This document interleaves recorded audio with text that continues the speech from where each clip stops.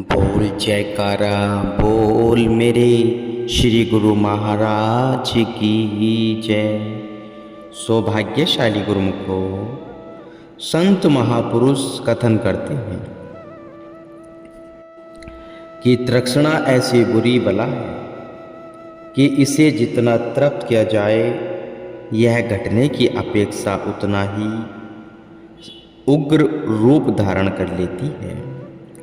जिस प्रकार अग्नि में घी की आहुति डालने से आग की लपटें आकाश को छूने लगती हैं, इसी प्रकार तृष्णा जीव के मन में लालच की अग्नि को ऐसा तपाती है कि उसे अपने अच्छे बुरे का ज्ञान ही नहीं रहता तथा अंत में दुख के सिवाय कुछ हाथ नहीं लगता, जैसे कि इस दृष्टांत में भी स्पष्ट होता है। प्राचीन काल में एक बादशाह को स्वर्ण संचित करने में प्रगाढ़ रुचि थी, इसलिए उसने इसकी प्राप्ति के लिए कठिन तपस्या की। वह हर समय परमात्मा से यह प्रार्थना किया करता था कि हे प्रभु, तुम मुझ पर ऐसी दया करो, ऐसी शक्ति प्रदान करो कि मेरे शरीर से जिस वस्तु का भी स्पर्श हो जाए वह स्वर्ण ही बन जाए। तब मेरे समान भाग्यशाली इस सृष्टि में कोई न होगा।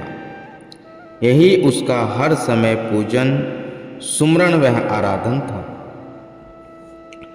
दृढ़ संकल्प से कोई भी कार्य किया जाए वह अवश्य ही पूर्ण होता है, चाहे उसका परिणाम कुछ भी हो। इसी प्रकार राजा द्वारा की गई घोर तपस्या व हृदय से निकली हुई पुकार भी अब अपना फल दिखाने आई, क्योंकि यह तो कुदरत का असूल नियम है कि मनुष्य तथाचित होकर जिस कार्य की ओर प्रवृत्त हो जाता है तो ईश्वर उसकी कामना अवश्य पूर्ण करने का वैसा ही साधन प्रस्तुत भी कर देता है।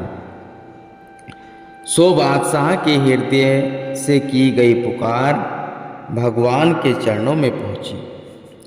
एक दिन वह कमरे में बैठा यह सोच ही रहा था कि सहसा उस कमरे की खिड़की खुली और खिड़की में से एक देवदूत फरिश्ता ने प्रवेश किया। उसने बादशाह को यह हर्ष भरा समाचार सुनाया कि बादशाह सलामत, आपके द्वारा की गई प्रार्थना मालिक के चरणों में स्वीकृत हो गई है।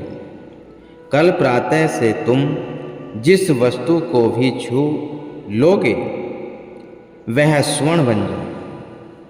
यह सूचना पाकर बादशाह प्रसन्नता से बल्लो बल्ले उछलने लगा और इस खुशी में उसे रात्रि व्यतीत करनी भी दुष्कर कठिन हो गई। प्रातः होने की घड़ियां गिनने लगा, क्योंकि सोना बनाने का कार्य तो दूसरे दिन प्रातःकाल से शुरू होना था। जो रात्रि तो जैसे तैसे व्यतीत हुई, प्रभात हुई। बादशाह उठा और महल के समस्त सामान, दीवारें, दरवाजे, खिड़कियां, मेज, कुर्सी आदि जिस पर भी दृष्टि पड़ी सबको हाथ लगाता गया और वे सोने की बनती गई। बादशाह यह देख फूला न समाया। इसके बाद वह फुलवाड़ी में पहुंचा। उसने उद्यान के सब सामान, सब वृक्षों को छू डाला। वृक्षों की डालियां, पत्ते सब कुछ स्वर्ण हो गया। उसका यह विचार था कि संपूर्ण नगर वह उसके समान सब कुछ सोने का बना दूंगा। रावण की सोने की लंका थी, मेरा शहर भी सोने का बन जाएगा। एक बार दुनिया भी याद रखेगी। परंतु अज्ञानवश उसे यह न सूझा कि क्षणिक उल्लास के पीछे अपार दुख भी छिपा है। जब महल वह उद्यान को स्वर्णम बना चुका तब तक बादशाह का नाश्ता करने का समय हो चुका था।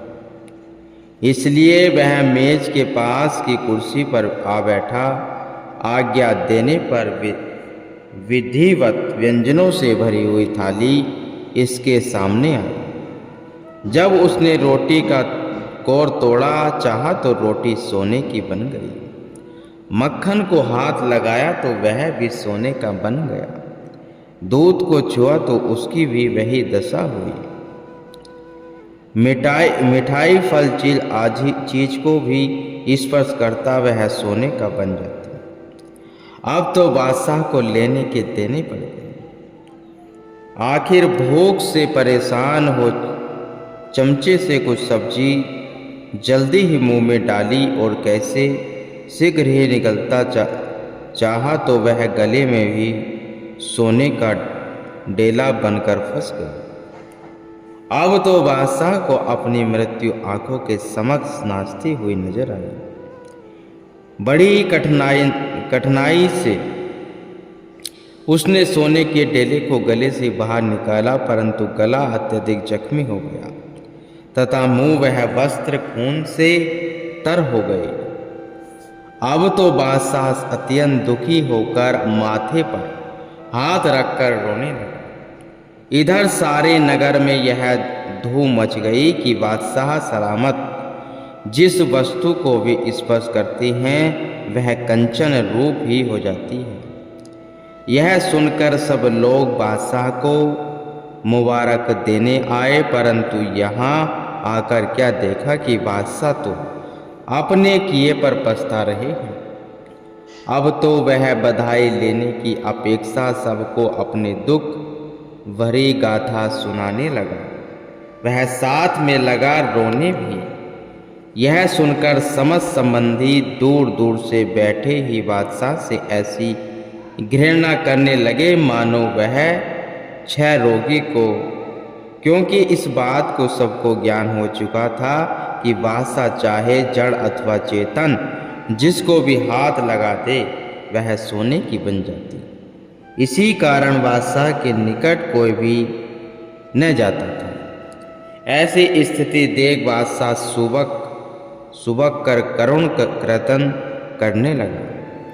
बादशाह की एक सुपुत्री थी जिससे वह बहुत प्यार करते थे। वह अबोध बालिका क्या जानती थी कि मेरे पिता जी को क्या दुख है। दूर से भागी भागी आई और पिता की गोद में जा बैठी। गोद में बिठाने पर बादशाह का हाथ लगाना ही था कि वह स्वर्ण मूर्ति बन गई। अब तो बादशाह 8 आंसू बहाने लगा। यह सुन वहां पर दर्शकों का समूह इस प्रकार इकट्ठा हो गया मानो वह बादशाह नहीं अपितु बाजीगर यानी मदारी हो। इस प्रकार दुखी होकर बादशाह ने पुनः परमात्मा के चरणों में अनुनय विनय की। हे मालिके कुल दीन दुनिया केवल मुझे अल्पज्ञ जीव के अपराधों को क्षमा करो। मुझे न सोना चाहिए और न ही उसको बनाने की शक्ति। आप दयालु हैं, मुझ पर कृपा करो। जब इस तरह करुण क्रदन करते हुए कुछ समय बीता तो फिर वही देवदूत प्रकट हुआ। बादशाह उसके पांव पर गिरते हुए आत्मनाद करता हुआ कहने लगा कि आप मेरी प्यारी पुत्री को सजीव कर दीजिए, मुझे सोना आदि कुछ भी नहीं चाहिए। देवदूत ने पूछा, क्यों बादशाह सलामत, रोटी का एक ग्रास अच्छा है या सोने का महल? पानी का एक घूंट श्रेष्ठ है अथवा सोने का ढेर? तुझे अपनी जीवित पुत्री प्यारी लगती है या सोने की मूर्ति? बादशाह ने अति विनम्रता वह दीनता से विनय करते हुए कहा, महाराज आपके वचन सत्य हैं। परमात्मा का द्वारा दिए हुए रोटी पानी संतान आदि ऐसे अनमोल पदार्थ हैं कि उनकी तुलना में सोने हीरे व जवाहरात इत्यादि सब तुच्छ हैं।